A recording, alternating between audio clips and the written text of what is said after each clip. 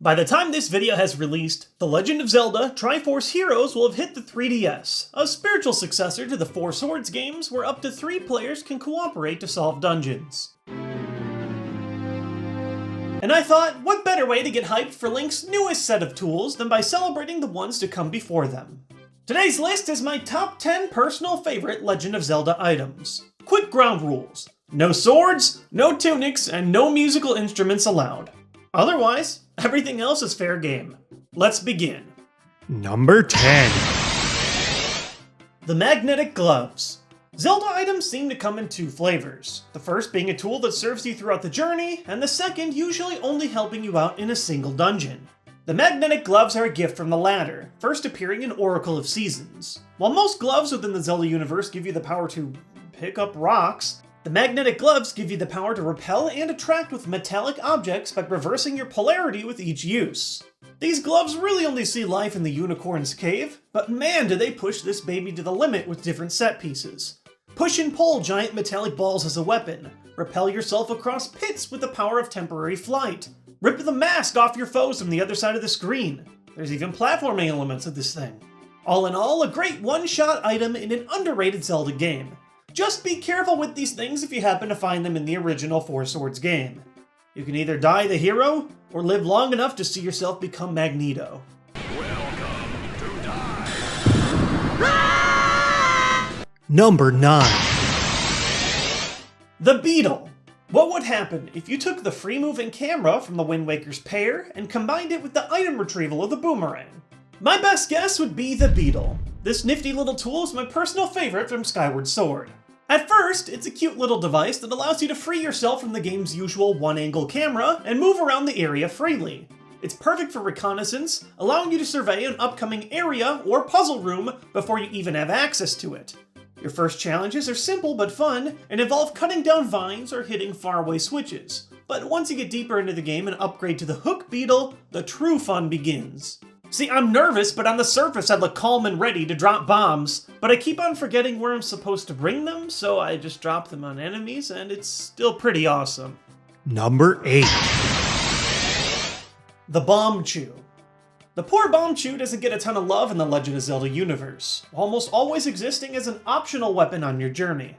Despite this, I found it to be one of the most entertaining and creative Legend of Zelda weapons out there. These mouse-like rocket-propelled bombs differ from your usual explosives in that they have tremendous range, scuttle across the floor, and in the 3D titles, can even climb up walls.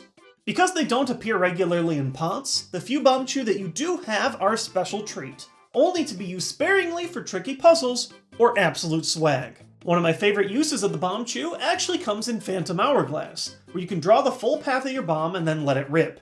While I don't find the touchscreen controls in the DS games to be perfect, this is one of my favorite implementations. Launching a bomb around the corner at an enemy that can't even see you makes for the perfect surprise attack. Oh yeah, and Bomb Chew bowling?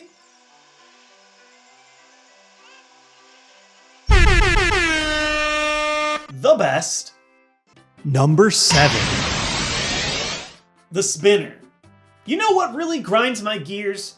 That I don't get to grind on more rails with this gear. Once again, we've got another item that really only makes an impact in the one dungeon it's discovered in. But in terms of the one-shot items, the Spinner is king. Now, I'll be honest, I can't quite say I ever wanted a rideable Beyblade for Link, but once the Arbiter's Grounds rolled around, I wouldn't have it any other way. This mechanized gear zips away at lightning speed when it connects with one of the appropriate tracks designed for it, and it's a downright blast.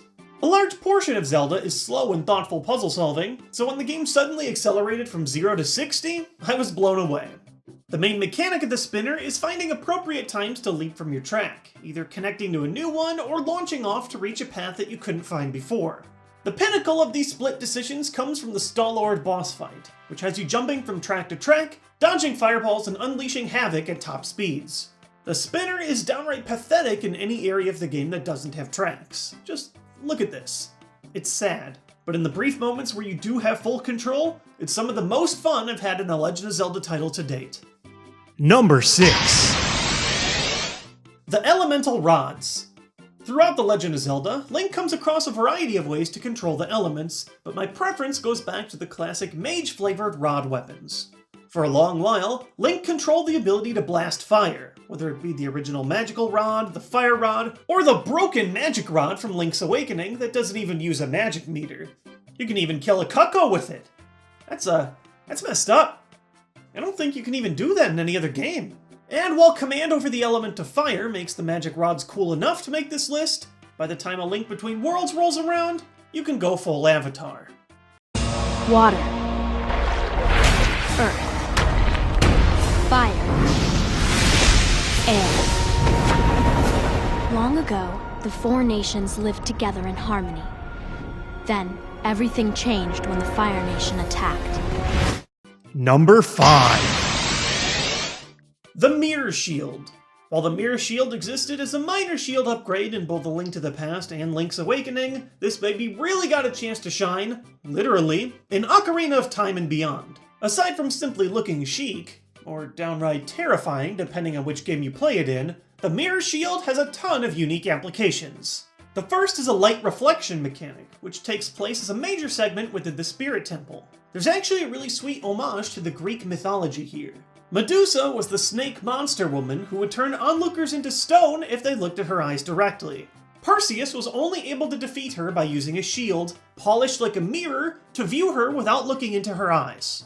Similarly, you destroy a snake woman with your shield toward the end of the Spirit Temple.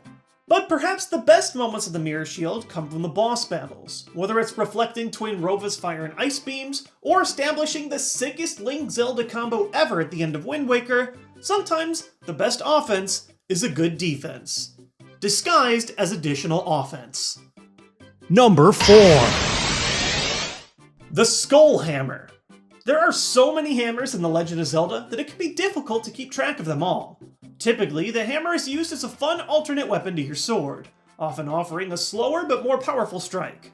Fancy sword play is often the meat of your Legend of Zelda experience, which makes the switch up into Hulk smashing your foes that much more satisfying. But speaking of satisfaction, no hammer comes close to the powers of the Wind Waker's Skull variety. All throughout the game, you've been running into these suckers, the Mini-Blins. They swarm in packs, and while not often a major threat to Link, they make some of the most annoying sounds ever. When the game bestows you with the ultimate Mini-Blin assassination tool for defeating Phantom Ganon, it allows you to extract revenge on the Mini-Blin in the most appropriate way. Whether it's launching them into the air, hitting a home run, or flattening your foes into a pancake, the over-the-top Skull Hammer is perfect parts violent and hilarious. Number 3. The post-Wind Waker Boomerang. Okay, what is it with the Wind Waker taking all these classic Zelda items and making them amazing? While the Boomerang finds its way into just about every Zelda game, it's usually a starter item that gets replaced very quickly.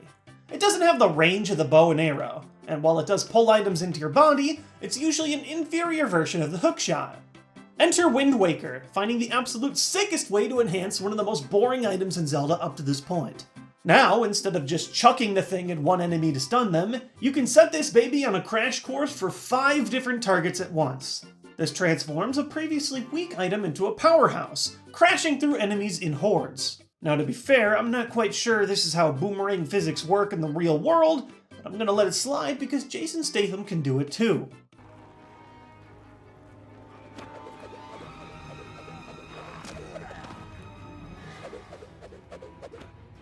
We'd get this functionality to return in the form of the Gale Boomerang in Twilight Princess, pushing its utility even further by giving you the ability to extinguish flames and pull in bombs. Number 2. The Goron Mask. The mere existence of Majora's Mask makes any item list much more difficult. The masks add over 20 potential items to choose from. So in order to restrain myself, I decided that I would add just one mask from the game's collection to my list. While many would choose the absurdly overpowered Fierce Deity's mask, I found the limit of only being able to use the mask in boss rooms a little too restricting for my tastes. I ended up going with the Goron Mask because it offers the perfect blend between mobility, power, and style. The Goron is by far my favorite of the 3 main races that you can play as in Majora's Mask.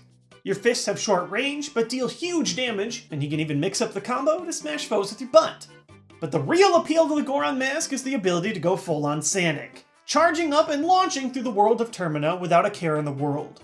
Epona, eat your heart out. There's something charming about the seemingly slowest character being able to go the fastest. Now, I'm sure you can argue that the Goron Mask isn't really an item, but more of a gameplay mechanic, but do you see how much air I'm getting right now? Your argument's invalid. Number 1! The Hookshot. The second I saw the Hookshot in 3 dimensions for the first time, I was instantly captivated by it. Link's covered in head to toe with medieval weaponry, from swords to shields to the bow and arrow. But somehow, amidst all these sticks and sharp objects, is a laser-pointed equipped grappling hook gun that looks like it came straight out of Batman. It's hard to compare it to any other item Link has used in the past. Being able to rocket across a level with the push of a button is a thrill that never really gets old. And it isn't just a mode of transportation either. Most games have the Hookshot as an impressive long-range weapon as well, stunning or damaging the opposition without using ammo like the bow. The best variation of this is the double claw shot from Twilight Princess, which upgrades you from Batman to Spider-Man. How can we improve the Hookshot? I know! 2 Hookshots! When some think about The Legend of Zelda, thoughts come to the Master Sword, the Triforce, maybe even Epona. But for me, it's this nifty little grappling hook device. From the second I first fired one, I was hooked. Thanks for watching today's video. If you want to check out the last Zelda videos that we've done, you can see them right here. Also, if you want to know when new content hits this channel, consider clicking the subscribe button below. I'll see you guys next time with more Nintendo content.